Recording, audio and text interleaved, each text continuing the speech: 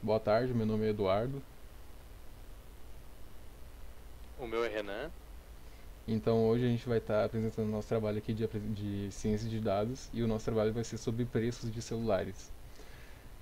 A gente escolheu um dataset que é o Mobile Price Classification, que ele tem informações sobre diferentes características dos celulares e o nosso objetivo é prever a faixa de preço dos celulares com base nas características desse dataset aqui. Daí cada linha do dataset representa um celular e as colunas descrevem propriedades técnicas, tipo da memória, quantidade de núcleos do processador e essas coisas. E o nosso objetivo principal do nosso trabalho aqui é construir um modelo de classificação que nesse conjunto de características do celular consiga prever qual vai ser a faixa de preço em que ele se enquadra. Então aqui nesse dataset das colunas, o que vai influenciar de principal no preço do nosso celular vai ser principalmente a bateria, o clock speed, né? A bateria seria, no caso, o quanto de bateria que o celular tem. E, claro, quanto mais bateria, talvez mais caro fique, não sei, né? Vocês vão ver ali.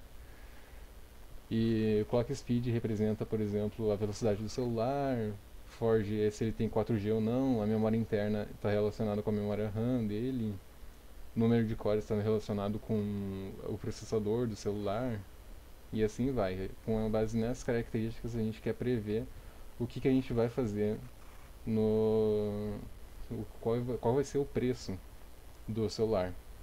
Se ele vai ser mais caro, mais barato ou um preço intermédio entre os dois. Então aqui a gente começou fazendo uma distribuição de, de cada de cada característica do celular. A gente fez um gráfico de distribuição da frequência com base na frequência e nas características. Então, por exemplo, nesse gráfico aqui é o gráfico da frequência com a memória interna. Nesse gráfico a gente pode perceber que a gente tem uma frequência bem distribuída, com alguns valores nas pontas aqui, principalmente no meio e nas pontas, que indica que a gente tem celulares com diversas distribuições. Aqui no gráfico de bateria, né, do nosso plot de bateria, também é bem distribuído, só que a gente percebe que também tem celulares com baterias bem baixas e baterias mais altas, né, que suportam uma bateria maior. Isso também pode afetar lá no preço no futuro. E na memória RAM também é a mesma coisa, está muito bem distribuído, com algumas irregularidades aqui, em que alguns celulares podem ser piores ou melhores, né, com base na memória RAM, e isso também pode afetar o preço. Então aqui vai começar o nosso trabalho falando de Decision Tree. Bom, esse foi o resultado que obtivemos utilizando o método da Decision Trees. Aqui nós podemos ver que a precisão foi alta quando foi para classificar se o celular era muito caro ou muito barato. Entretanto, para classificações mais intermediárias, como apenas caro ou barato, ele teve um pouco mais de dificuldade, né? Entre 75% e 78% de acertos.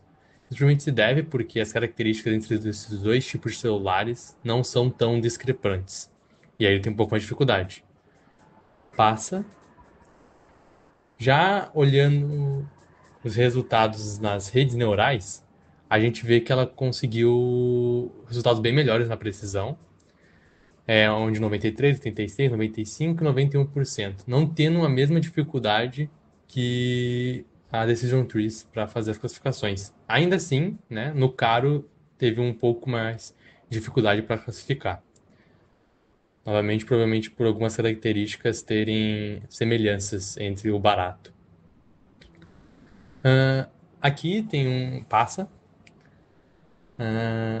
Aqui tem um gráfico de importância das características para as redes neurais, onde nós podemos ver que o RAM foi o mais importante. Lógico que outros fatores aqui, como a bateria e o tamanho, né, os designs aqui, pitch high e pitch wide, foram importantes para definir se o celular era bom, qual era o preço do celular, mas de longe o mais discrepante era a memória RAM. E também, para Decision Trees, né, passa. A gente teve também, na verdade, os mesmos parâmetros foram os mais importantes e relevantes para fazer a classificação. E provavelmente a diferença na precisão está na natureza dos dois, do- dos dois métodos para decidir as classificações.